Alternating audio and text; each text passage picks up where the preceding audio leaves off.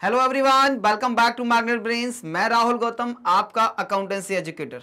आज स्टार्ट कराने वाला हूं नया chapter, that is final account with adjustment. Adjustment क्या होते हैं, कैसे इनको करना है हमें, और कौन कौन से एडजस्टमेंट्स होते हैं जिनको करना है, राइट। आज की वीडियो हम देखने वाले हैं, ये एक्सप्लेनेशन पार्ट 1 है। इसका पार्ट 2 वीडियो आएगा जिसमें हम सारे कॉन्सेप्ट्स को पहले कवर करेंगे। एक बार कंसेप्चुअल अंडरस्टैंडिंग लेंगे, उसके बाद जो प्रैक्टिस सेशन होता है, क्वेश्चन आंसर सेशन होता है, वो हम स्टार्ट करने वाले हैं, राइट। आप जानते हैं कि मैग्नेट ब्रेन्स एकमात्र ऐसा प्लेटफॉर्म है जो आपको देता है 100% complete free education for CBSE, English medium, Hindi medium and state boards के लिए। साथ ही साथ आप हमारे नोट्स को डाउनलोड भी कर सकते हैं। इनकी लिंक जो है वो डिस्क्रिप्शन बॉक्स में अवेलेबल होती है। मेरे सारे रिकॉर्डेड लेक्चर्स प्लेलिस्ट के माध्यम से डिस्क्रिप्शन बॉक्स में लगा दिए गए हैं, जाके चेक आउट कर लीजिए। पिछला चैप्टर हमने final accounts without adjustment complete कर चुके हैं। आज विथ एडजस्टमेंट हम स्टार्ट करना है, राइट। अब बात समझो कहानी जरा। सर अभी तक क्या होता था, ट्रायल बैलेंस अवेलेबल होता था हमारे पास, और उस ट्रायल बैलेंस के एक एक फिगर को हम उसकी रिस्पेक्टिव लोकेशन पे ले जाते थे। फॉर एग्जांपल, अगर डायरेक्ट एक्सपेंसेस होता था तो उसकी लोकेशन होती थी ट्रेडिंग अकाउंट का डेबिट साइड। अगर इनडायरेक्ट एक्सपेंस होता था तो प्रॉफिट एंड लॉस अकाउंट के डेबिट साइड जाता था। वैसे ही अगर वो एसेट्स होता था तो जाता था बैलेंस शीट के एसेट साइड। अगर वो डायरेक्ट इनकम था तो ट्रेडिंग अकाउंट के क्रेडिट साइड। अगर वो इनडायरेक्ट इनकम था तो प्रॉफिट एंड लॉस अकाउंट के क्रेडिट साइड। एंड लास्टली वो लाइबिलिटी हो सकता है तो लाइबिलिटी बैलेंस शीट के लाइबिलिटी साइड रिकॉर्ड करते आए थे। एक ही एडजस्टमेंट है जो हम लगातार करते आ रहे थे कि क्लोजिंग स्टॉक जो है वो हमें नीचे गिवन होता था, ट्रायल बैलेंस के नीचे गिवन होता था। तो उसको हम क्या करते थे, दो इफेक्ट देते थे। दो इफेक्ट यानी कि एक जाता था ट्रेडिंग अकाउंट के क्रेडिट साइड और दूसरा जाता था बैलेंस शीट के एसेट साइड। तो यहां से एक बात सीखनी है कि सर एडजस्टमेंट अगर है, after preparation of trial balance कोई ट्रांजेक्शन है, दैट इज एडजस्टमेंट, तो उस एडजस्टमेंट के हमें दो इफेक्ट देने हैं। एक इफेक्ट जाएगा ट्रेडिंग और प्रॉफिट एंड लॉस अकाउंट में, और दूसरा उसका इफेक्ट जाएगा बैलेंस शीट में। मैं फिर से क्लियर कर दूं इस बात को कि कोई भी एडजस्टमेंट अगर आपको मिलेगा इस चैप्टर में तो उस एडजस्टमेंट के दो इफेक्ट देने हैं आपको। कहां कहां देने हैं, एक देना है ट्रेडिंग अकाउंट और प्रॉफिट एंड लॉस अकाउंट, दोनों में से किसी एक में जाएगा, और दूसरा देना है बैलेंस शीट में। इतनी बात बस याद रखो, बाकी प्रोसेस सेम रहेगा जो हमने पिछले चैप्टर में किया था। एक एक आउटलाइन को पिक करेंगे और उसको उसकी रिस्पेक्टिव लोकेशन पे लेके जाएंगे। अब आपके दिमाग में ये क्वेश्चन अराइज हो रहा होगा कि सर इतना कॉम्प्लिकेशन पैदा ही क्यों कर रहे हो, एडजस्टमेंट करना ही क्यों है, एडजस्टमेंट करने की आवश्यकता क्यों है, ऐसा क्वेश्चन अराइज हो रहा होगा। सर सिंपल तो था कि विदाउट एडजस्टमेंट फाइनेंशियल अकाउंट बना लो, फाइनल अकाउंट्स बना लो, वो आसान था। अभी एडजस्टमेंट की आवश्यकता क्यों पड़ती है। क्या होता है कि हमने ना कुछ अकाउंटिंग कॉन्सेप्ट्स पढ़े थे, प्रिंसिपल्स पढ़े थे जब चैप्टर नंबर 1, 2, 3 पढ़ रहे थे तो शुरुआत में। जैसे एक बिजनेस एंटिटी कॉन्सेप्ट था, एक था अक्रूवल बेसिस ऑफ अकाउंटिंग था, एक मैचिंग कॉन्सेप्ट था। याद आ रहा है ना। जब ये प्रिंसिपल्स और कॉन्सेप्ट्स हमने पढ़े थे तो इनके कारण क्या होता है, कुछ एडजस्टमेंट एंट्रीज आ जाती हैं। बात मान के चलिएगा कि साल भर का जो रेंट है, आपने पर मंथ जो रेंट है वो 10,000 रुपए पर मंथ पे करना है, राइट। तो टोटल कितने मंथ होते हैं, 12 मंथ्स। तो साल भर में कितना रेंट आपका डेबिट होना चाहिए आपके प्रॉफिट एंड लॉस अकाउंट में, 1,20,000। लेकिन आपने पेमेंट कितना किया, 1,10,000 का ही किया। अभी वो 10,000 क्यों आपके प्रॉफिट एंड लॉस अकाउंट में डेबिटेड नहीं है, क्योंकि अभी आपने उस 10,000 का पेमेंट नहीं किया है। तो वो पेमेंट नहीं किया है तो रेंट अकाउंट में डेबिट भी नहीं हुआ। अभी 31 मार्च में रेंट ड्यू होना था, एंट्री पास नहीं की, उसके पहले बन गया ट्रायल बैलेंस। तो अब नीचे एडजस्टमेंट में लिखा है अगर कि rent for the month of, rent for the month of, for the month of March outstanding. इसका मतलब क्या हुआ कि सर मार्च महीने का रेंट जो है वो अभी हमने दिया नहीं है और ना ही अभी उसको हमने अकाउंटिंग किया है। तो as per accrual basis of accounting, क्योंकि 31 को रेंट ड्यू हो गया तो आपको अपने बुक्स ऑफ अकाउंट्स में उसको प्रोवाइड करना, अकाउंट फॉर करना है। तो अब रेंट की एंट्री क्या पास होगी, रेंट जब अगर पे करते हैं एंट्री क्या पास करते हैं, rent account debit to cash, rent बढ़ जाता है, एक्सपेंसेस, और एसेट्स कम हो जाता। लेकिन एंट्री पास नहीं की तो आपका रेंट कम है और एसेट्स ज्यादा है। सर पे नहीं कर रहे तो ड्यू करके रखो। ड्यू करने की एंट्री क्या पास करते हैं? रेंट अकाउंट डेबिट, खर्चा बढ़ा दो, टू लैंडलॉर्ड अकाउंट, लायबिलिटी बना के रख लो। एसेट्स कम नहीं कर रहे तो लायबिलिटी बढ़ा लो। अब बात समझ में आ गई? तो अब एडजस्टमेंट के टाइम पे एंट्री पास यही करनी है आपको, rent account debit to landlord account या outstanding rent account.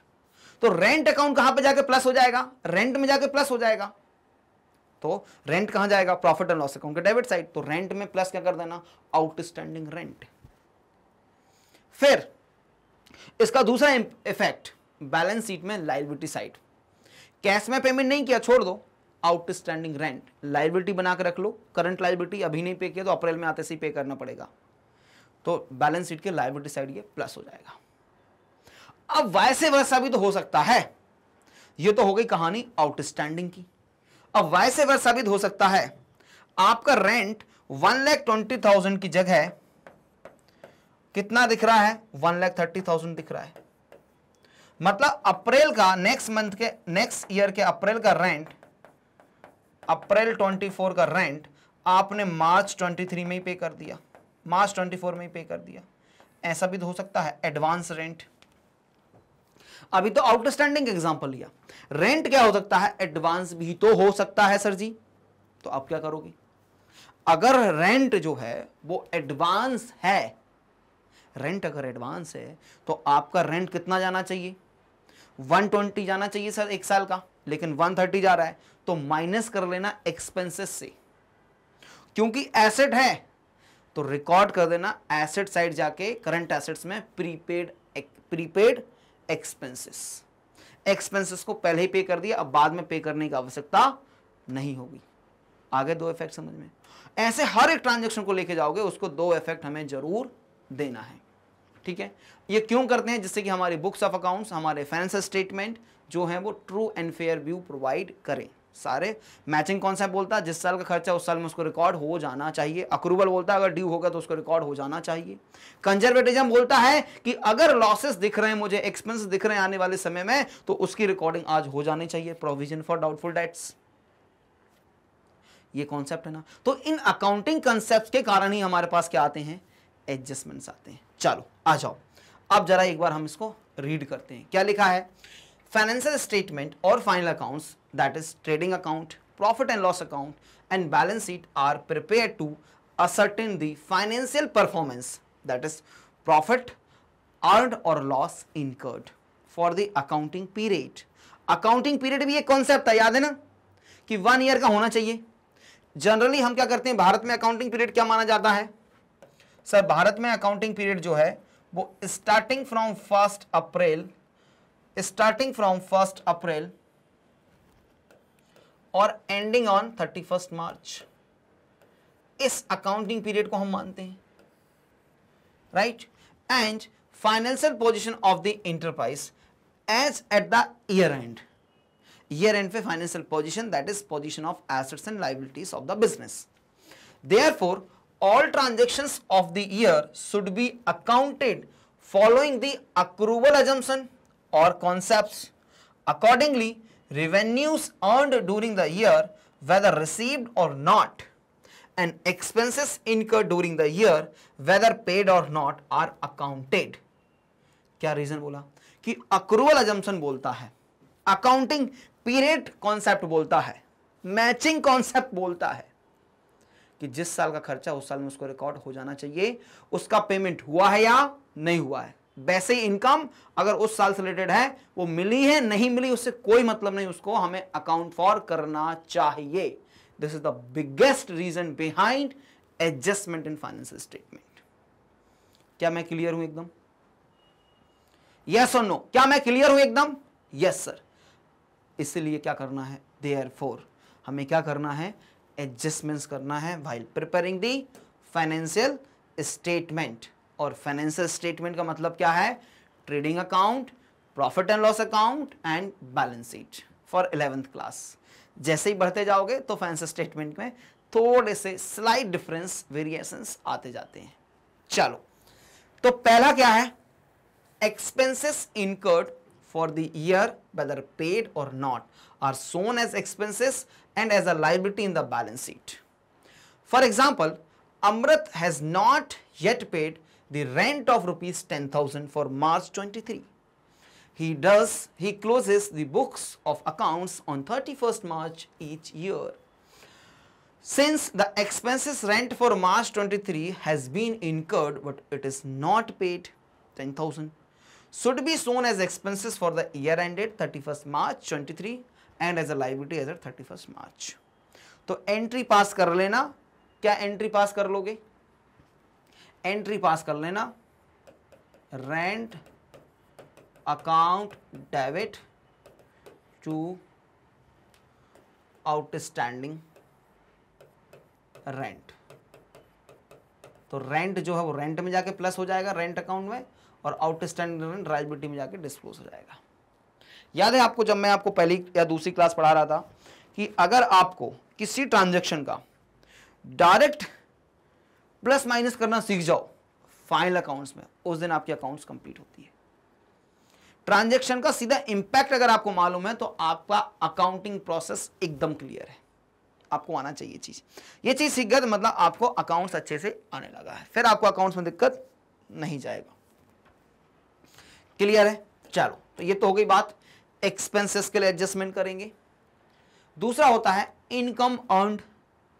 Income earned during the year whether received और not are shown as income and as an asset in the balance sheet. अगर नहीं मिला तो, मिल गया तो कैश या बैंक में प्लस हो जाएगा, नहीं मिला तो क्या कर देंगे? डेटर्स बना देंगे ना. माल बेचा, पैसा नहीं मिला, डेटर्स बन जाते हैं. For example, Amrit sold goods to Harish for ₹25,000 What has not received the amount from him till 31st March 23. नहीं आया पैसा, कोई बात नहीं है जी. Since goods have been sold and right to receive the amount from Harish is established. Revenue recognition concept. Right to receive established हो गया, पैसा मिलने का अधिकार हो गया मुझे. ठीक है. Sale of 25,000 should be recognized as a revenue. Therefore, it should be shown as revenue for this year and Harish debtor as an asset side दिखा दोगे. एंट्री क्या बनेगी? Harish account debit to sales. Sales में जाके plus कर देना, Harish debtors में जाके प्लस कर देना. क्लियर बात? एकदम बात क्लियर हो रही है. चलो, दो चीजें कवर कर ली हमने अभी, इनकम नॉट रिसीव्ड और एक्सपेंसेस नॉट पेड. तीसरा item, expenses incurred relating to the subsequent year. मतलब कि एडवांस एक्सपेंसेस, खर्चा ड्यू नहीं हुआ, लायबिलिटी नहीं आई, सामने वाले का मेरे ऊपर राइट टू रिसीव एस्टैब्लिश नहीं हुआ, फिर भी पैसा खर्चा कर दिया. एडवांस रेंट, एडवांस इंश्योरेंस सबसे इंपॉर्टेंट चीज है, क्योंकि इंश्योरेंस के केस में क्या होता है कि इंश्योरेंस जिस दिन आप लेते हो उससे वो पूरा 1 साल का कैलकुलेशन होता है. मान लीजिए आज की डेट जो है, वो है 14 जनवरी 24. मैंने अगर आज एक इंश्योरेंस लिया तो इस इंश्योरेंस की एक्सपायरी कब होगी? 13 जनवरी 25. ठीक बात? कब होगी? 13 जनवरी 25. मेरा फाइनेंशियल ईयर कब क्लोज होना है? 31 मार्च 24. चलो, अब बताओ, अब मैंने ये इंश्योरेंस मान लीजिए 10,000 रुपए में लिया था. कितने रुपए का इंश्योरेंस जो है वो करंट ईयर का एक्सपेंस है, कितने रुपए का इंश्योरेंस जो है वो नेक्स्ट ईयर का एक्सपेंस है. भाई करंट ईयर का इंश्योरेंस 31 मार्च तक का ही करंट ईयर का खर्चा है, उसके बाद का जो पीरियड ऑफ कवरेज है वो तो नेक्स्ट ईयर में जाना चाहिए. तो खर्चा क्या हो गया? Prepaid expense. आ जाओ, पढ़ो ध्यान से जरा. Expenses incurred relating to the subsequent year or years are excluded from expenses amount and shown as an asset in the balance sheet. तो खर्चे में अगर जुड़ा हुआ है तो माइनस कर लेना और करस्पॉन्डिंग फिगर एसेट साइड दिखा देना बैलेंस शीट में as a prepaid expenses. For example, Amrit closes his books on 31st March. Each year he took a fire insurance policy for a period of 1 year starting from 1st July 22. अब 1 जुलाई को policy ली है 22 को, definitely expiry कब होने वाला? 30 जून 23.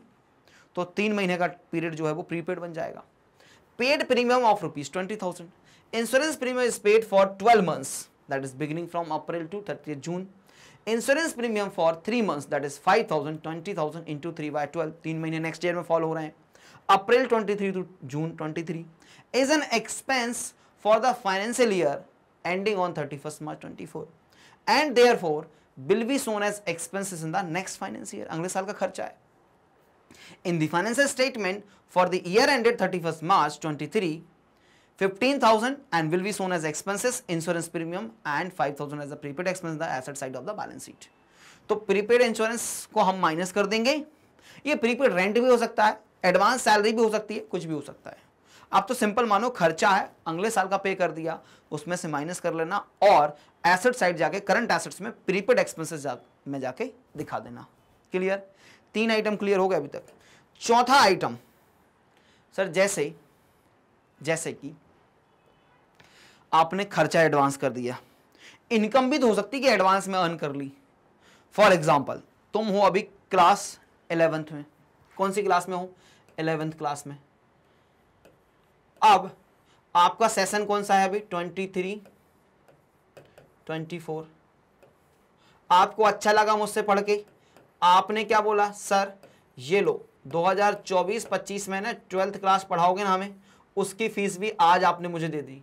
आज मैं मान के चलता हूं डेट जो है वो 20th Jan 24 है. आपने आज के दिन ही मुझे आने वाले साल की फीस दे दी. अब मुझे बताओ, तुमने 12वीं क्लास की फीस तो मुझे आज दे दी, क्या मेरा आज तुम्हारे ऊपर राइट टू रिसीव एस्टैब्लिश हुआ है? नहीं सर. कब होगा? जब तुम 12th क्लास में आ जाओगे, एडमिशन ले लोगे, मुझसे पढ़ना स्टार्ट कर दोगे, तब मैं बोल सकता हूं कि मेरा राइट टू रिसीव एस्टैब्लिश हो गया है. आपने मुझे नेक्स्ट ईयर की इनकम इस साल ही दे दी. एडवांस इनकम भी तो हो सकती है, जैसे एडवांस एक्सपेंडिचर हो सकता है. तो क्या करना है? Incomes earned relating to the subsequent year और years are excluded and shown in the liability side of the balance sheet. मैं उसको अभी लायबिलिटी बना के रख लूंगा कि भैया अभी इनकम नहीं हुई है, इनकम जब होगी जब मैं पढ़ा दूंगा. For example, Amar received 50,000 as an advance against sale of goods in the year 31st March 23. Goods are sold in the next year. Since goods are sold in the next financial year, revenue should also be recognized in the next financial year. In the financial year ending 31st March 23, the amount of 50,000 shall be shown as advance in the liability side of the balance sheet. Advance income दिखा दूंगा, liability side में record कर लूंगा, और अगर income में plus हो चुका तो इनकम से माइनस कर दूंगा. 4 कैटेगरी हो गई अभी तक, और बेटा बहुत आसान कैटेगरी है. क्या बाइफिकेशन है? सर देखो बहुत सिंपल है. एडजस्टमेंट किस किस के लिए करना है? एक छोटी सी टेबल बना देता हूं, याद रखना है इस टेबल को. सर करना है आपको एडजस्टमेंट फॉर एक्सपेंसेस और फॉर रेवेन्यू, राइट. अब एक्सपेंसेस में क्या हो सकते हैं? आउटस्टैंडिंग हो सकते हैं या प्रीपेड हो सकते हैं. रेवेन्यू में क्या हो सकता है सर? रिसीवेबल हो सकते हैं, रिसीवेबल हो सकते हैं,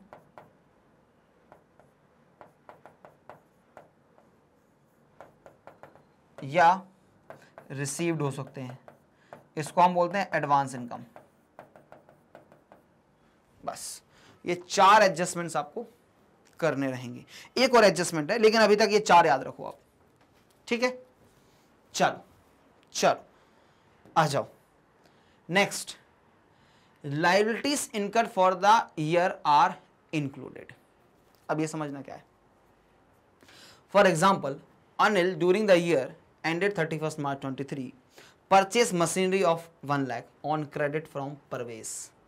ही shall recognize machinery 1 lakh as an assets and also as a liability towards purchase. In an enterprise, there are number of transactions which need to be adjusted so that the final accounts give true and fair view of the results. These transactions are termed as called adjustments, and the journal entries past giving effect to these adjustments are also known as adjustments or adjusting entries. अब ये जो 4 खर्चे वाले adjustments थे ना, इनको छोड़ के अगर कोई और दूसरा एडजस्टमेंट करना पड़े तो उसको हम क्या बोलेंगे? Liabilities incurred for the year are included. और उसके लिए हमें एडजस्टमेंट प्रोवाइड करना पड़ेगा.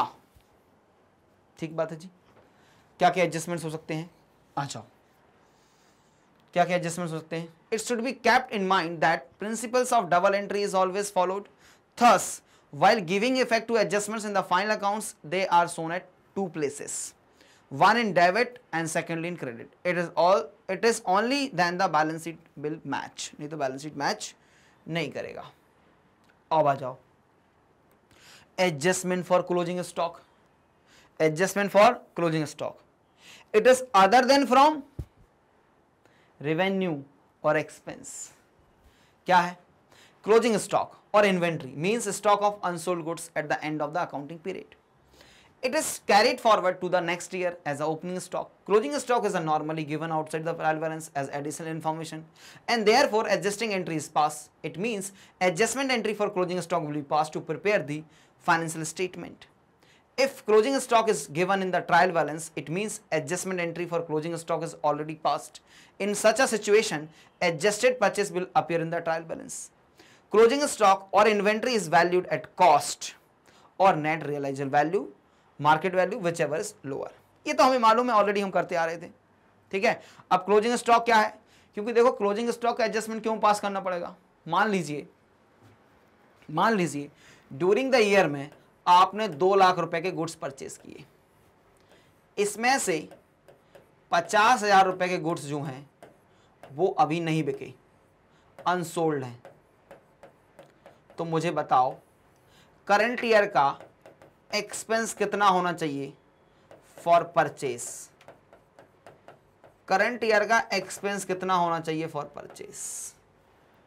सिंपल क्वेश्चन है. 2 लाख रुपए का परचेस डेबिटेड है ऑलरेडी आपने, क्योंकि जब आप परचेस करते हो तो एंट्री पास कर देते हो purchase account debit to cash और क्रेडिटर. ये एंट्री तो आप पास कर देते हो, मास्टर हो आप इस एंट्री पास करने में. लेकिन अब जो माल बच गया क्या करना चाहिए? 2 तरीके. एक तो तरीका सर के परचेस में से 50,000 रुपए माइनस कर दो, बहुत सिंपल. तो ये तरीका हो गया आपका एडजस्टेड परचेस. क्या बोल रहा हूं मैं? ये माल में से जो 2 लाख का खरीदा उसमें से 50,000 का बचा हुआ माइनस कर दो, तो 1.5 लाख रुपए आपका एडजस्टेड परचेस ट्रेडिंग अकाउंट में डेबिट हो जाएगा. लेकिन दूसरा तरीका भी है कि क्लोजिंग स्टॉक को ट्रेडिंग अकाउंट के क्रेडिट साइड डिस्क्लोज कर दो, तब भी बात सेम है. बात समझ में आ गई ना? चलो ऐसे ही करेंगे हम. अच्छा, अब आप बोलोगे सर एडजस्टेड परचेस का फॉर्मूला ये नहीं है. एडजस्टेड परचेस का फॉर्मूला तो ये है. हाँ तो भाई ओपनिंग स्टॉक भी तो हो सकता है आपको. तो हमें निकालना है कि ड्यूरिंग द ईयर में कितना रुपए का माल हमने कंज्यूम किया. तो इसलिए क्या फॉर्मूला बना? Opening stock. मान लीजिए 50,000 ओपनिंग स्टॉक था आपका, परचेस किया आपने 2 लाख रुपए का, और अभी 1 लाख रुपए का माल बच गया है. तो ड्यूरिंग द ईयर में मेरा परचेस कितने रुपए से जाना चाहिए प्रॉफिट एंड लॉस अकाउंट में? सर कर लो इसको प्लस, 1,50,000 जाना चाहिए. क्या जाना चाहिए? 1,50,000. हाँ परचेस रिटर्न अगर है तो वो तो एडजस्ट ऑलरेडी हम करते ही करते. 150 आ गया. ठीक है. दूसरा तरीका क्या है कि सर ट्रेडिंग अकाउंट के क्रेडिट साइड डिस्क्लोज कर दो, बाकी कुछ मत करो आप. ट्रेडिंग अकाउंट के क्रेडिट साइड डाल दो, खत्म. तो स्टॉक अगर नीचे है ट्रायल बैलेंस में 2 जगह, credit side of the trading account और बैलेंस शीट के एसेट साइड, क्योंकि माल नहीं बिका तो एसेट है. फिर है आउटस्टैंडिंग एक्सपेंसेस और expenses due but not paid. हमने इसको कवर किया था ना अभी कि एक्सपेंसेस के लिए करना है आपको.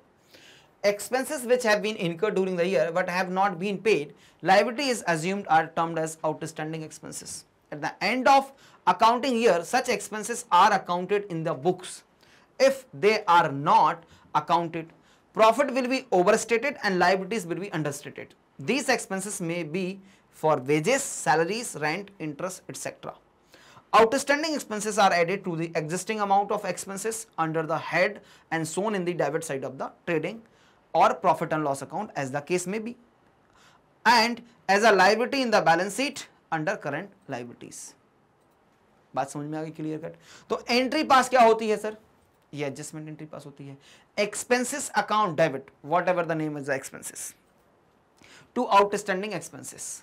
एंट्री पास करके हम amount of expenditure incurred but not due और ड्यू बट नॉट पेड को रिकॉर्ड कर लेंगे, अगर नहीं रिकॉर्ड किया है तो. नेक्स्ट आइटम, प्रीपेड और अनएक्सपायर्ड एक्सपेंसेस और एक्सपेंसेस पेड इन एडवांस. खर्चा एडवांस में दे दिया. Prepaid expenses are the expenses for next year or years what paid during the year. It means they are paid in the current year but benefit thereof will be taken in the subsequent year or years. अगले साल मिलेगा फायदा. Insurance का example था हमारा, perfect. Example of such expense are prepaid insurance premium, prepaid rent and interest paid in advance etcetera. Unexpired part of the expenses, prepaid expenses from the amount of expenses under that head is deducted and are shown as the asset in the balance sheet. Deduct कर लेना और balance sheet में asset side दिखा देना। Entry pass क्या होगी? Prepaid expenses account debit to expenses, expenses को कम कर दो, प्रीपेड को एसेट बना के बैलेंस शीट के एसेट साइड रिकॉर्ड कर लीजिए आप। क्लियर बात है जी एकदम? हाँ जी सर, एकदम क्लियर बात है जी। आ जाओ, फिर क्या है? अक्रूड और आउटस्टैंडिंग इनकम, मतलब कि इनकम तो हो चुकी है, ड्यू भी हो चुकी है, राइट टू रिसीव एस्टैब्लिश भी हो चुका है, लेकिन मिली नहीं साहब, लेकिन साहब मिली नहीं। हाँ जी, मैंने 11th क्लास पढ़ा दिया आपको, आपने फीस नहीं दी अभी तक मुझे। हालांकि मैग्नेट बेंस पे फीस लगती नहीं है, एग्जाम्पल के लिए बोल रहा हूं कि आपने मुझे फीस नहीं दी, तो क्या हो गई मेरे लिए? अक्रूड इनकम हो गई। इनकम अक्रू, लेकिन रिसीव नहीं हुई, तो क्या करोगे? आ जाओ। Accrued incomes are those incomes which have been earned during the accounting period but have not been received. They are also termed as outstanding incomes or incomes earned but not received. Examples are commission receivable, rent due but not yet received, etc.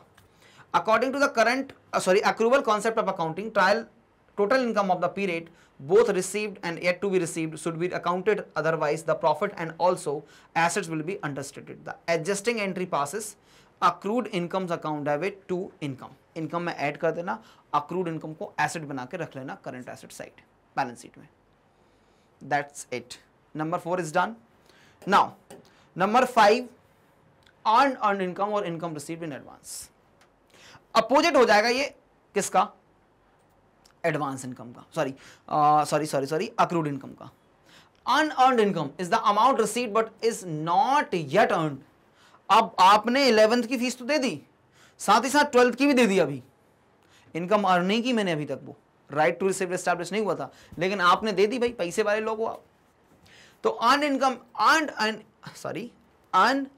Income is the amount received but which is not yet earned will become income partially or fully in the next year or years. It will become income either on goods being sold or services being rendered.